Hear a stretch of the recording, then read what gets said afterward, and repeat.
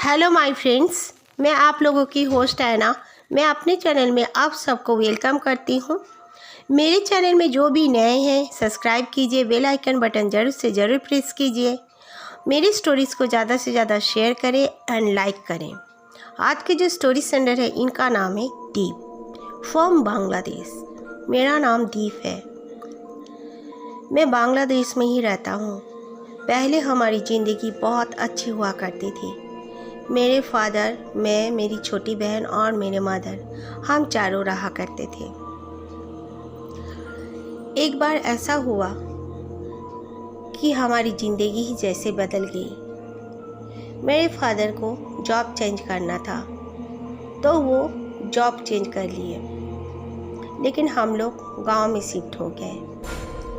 गांव का घर काफ़ी पुराना था, पर मेरे पापा का वो मेरे दादाजी का बना हुआ वो घर था। जितने पर्सन में हमें रहना था साफ सफाई किए और हम लोग वहाँ पर रह गए। और भी 2-4 कमरे हम लोगों ने बंद करके रखा था। साफ सफाई तो करवा दी थी, बट उसको हम लोगों ने यूज़ के लिए नहीं रखा था। ज़रूरत पड़ने से ही यूज़ करेंगे, इसलिए हम लोगों ने उसने लॉक करके रख दिया था। हम लोग गए हुए करीब 15 से 20 दिन की बात मैं आपके साथ एक पहला इंसिडेंट शेयर कर रहा हूँ। मैं और मेरी छोटी बहन, मेरी मदर, हम लोग तीनों सो रहे थे। रात का समय था। अचानक से कुछ जलने की बू आने लगी। मेरी छोटी बहन उठ गई और आकर मेरे पास बोलने लगी कि कुछ जलने की स्मेल आ रही है। मैंने उसे इग्नोर किया। काफ़ी नींद में था, मैं पलट कर सो गया। फिर उसने मुझे ज़ोर से मारा और गुस्से से चिल्लाकर बोली, भैया कुछ जलने की स्मेल आ रही है, देखो। तो मैं उठ के बैठा तो मुझे जैसे लगा वाकई में कुछ जल रहा है। हम दोनों ने मॉम को उठाया। मॉम उठी और हम लोगों ने इधर उधर देखा, पर कहीं पे कुछ भी नहीं जल रहा था। हमारा घर एकदम बीच में था और चारों तरफ बस ज़मीनें थी खाली। ना ही वहाँ पर कुछ कल्टीवेशन वगैरह होता था, ना ही कुछ। हम लोगों को कुछ ना मिलने की वजह से दोबारा हम लोग सो गए। सुबह उठकर जैसे रोज़ का काम होता है, मम्मी ने किया, हम दोनों ने भी किया। फिर हम लोग स्कूल चले गए। स्कूल से आने के बाद हम लोगों ने देखा मेरी मॉम की तबीयत काफ़ी ख़राब थी। हम गांव जाने के बाद पहले ही दिन उसी दिन हम लोग स्कूल गए थे। मम्मी को पूछने पर मम्मी खास कुछ जवाब नहीं दी। और फिर हम लोगों ने दोपहर का खाना वगैरह खाया। फिर आस पड़ोस में थोड़े दूर दूर में कुछ बच्चे रहते थे। वहाँ पर एक बांस बागान भी हुआ करता है, वहाँ पर हम लोग खेलने के लिए चले गए।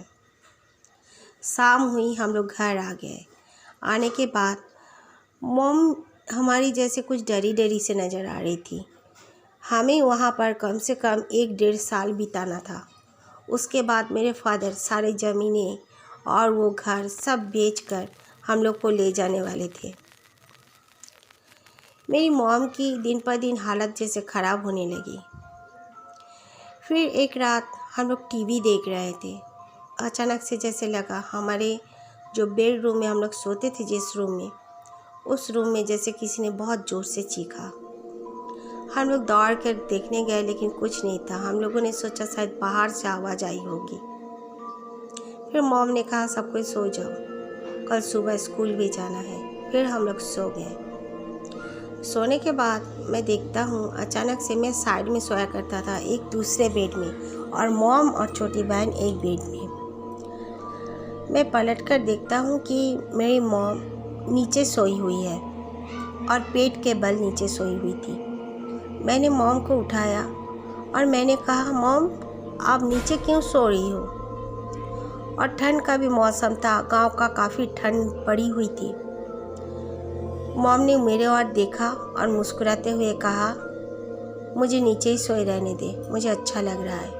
मैंने कहा, इस तरह आपने बिना कुछ बिछाए नीचे सोई हो और ठंड लग जाएगी आपको, आप उठो ना मॉम, यहाँ पे क्यों सोई हो? तो मॉम ने कहा, मैं यहाँ भी सोई हूँ और वहाँ पे भी सोई हूँ, मुझे कुछ समझ में नहीं आया, और हंसने लगी।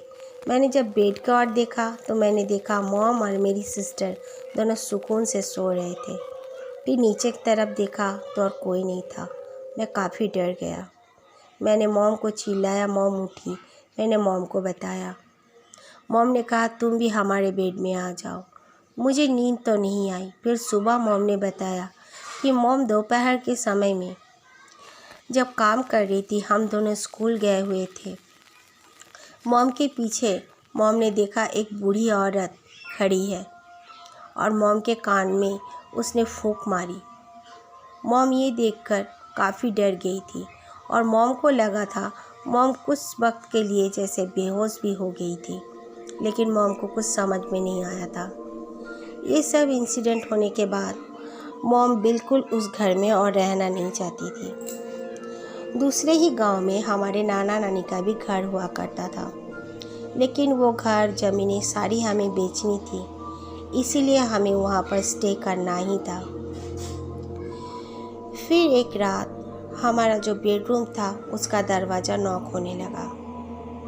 मॉम समझ गई कि कुछ गड़बड़ है। इतने रात गए, बाहर का दरवाज़ा नॉक के बजाय हमारा बेडरूम का दरवाज़ा नॉक क्यों होगा? मॉम बस भगवान का नाम लेकर मुझे और मेरी सिस्टर को दोनों हाथों से पकड़कर बैठ गई और ज़ोर ज़ोर से नॉक हो रहा था, जैसे सारे घर के खिड़कियाँ दरवाजे ज़ोर ज़ोर से हिल रहे थे। मॉम ज़ोर ज़ोर से जब माँ दुर्गा का कुछ पाठ कर रही थी मन ही मन, और फिर ज़ोर ज़ोर से बोलने लगी, तो अचानक से सारे वो से दरवाज़ा और खिड़कियाँ बजना बंद हो गई। मॉम ने कहा, हम लोग यहाँ पर और नहीं रह सकते, तुम्हारे पापा से कल ही बात करेंगे और नाना नानू के घर हम लोग चले जाएंगे। हम लोग को स्कूल भी आना था, इसीलिए भी मॉम को बहुत परेशानी थी, क्योंकि हम जिस गांव में रहते थे उसी गांव में स्कूल था।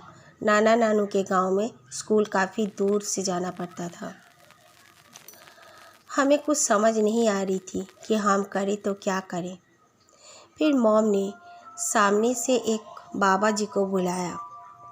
बाबा जी ने कहा कि हमारे गुरुदेव कुछ दिनों के अंदर आने वाले हैं, आप फिक्र ना करें, वो आने के बाद हम लेकर आ जाएंगे। वो 3-4 दिन के लिए और कहीं गए हुए थे। मॉम काफ़ी डरती थी, इसलिए हर रूम के आगे मॉम ने दिया जलाकर रखना शुरू कर दिया।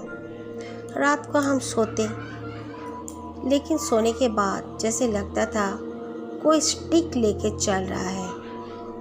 पहले पहले मॉम को लगा कि कोई चोर होगा। मॉम झांककर जब देखती तो देखा कि एक बूढ़ी औरत उस स्टिक को बिल्कुल ज़मीन में मारते हुए आगे बढ़ रही है। मॉम समझ गई कि ये तो कोई चोर नहीं हो सकता, इतनी बूढ़ी औरत ये कहाँ से चोरी करने आएगी। मॉम ने जल्दी से दरवाज़ा को बंद किया और आकर हमारे पास लेट गई। फिर मॉम उस बाबा जी के पास गए, लेकिन बाबा जी तब तक आए तो नहीं थे। उनके ही शिष्य ने मेरे मॉम को कुछ अगरबत्तियाँ दी और कुछ पानी वगैरह दिया और कहा कि रात को सोते वक्त ये अगरबत्तियाँ अपने दरवाजे के आगे जला कर रखना और फिर ये पानी भी छिड़क लेना अपने कमरे में। मॉम ने वैसे ही किया।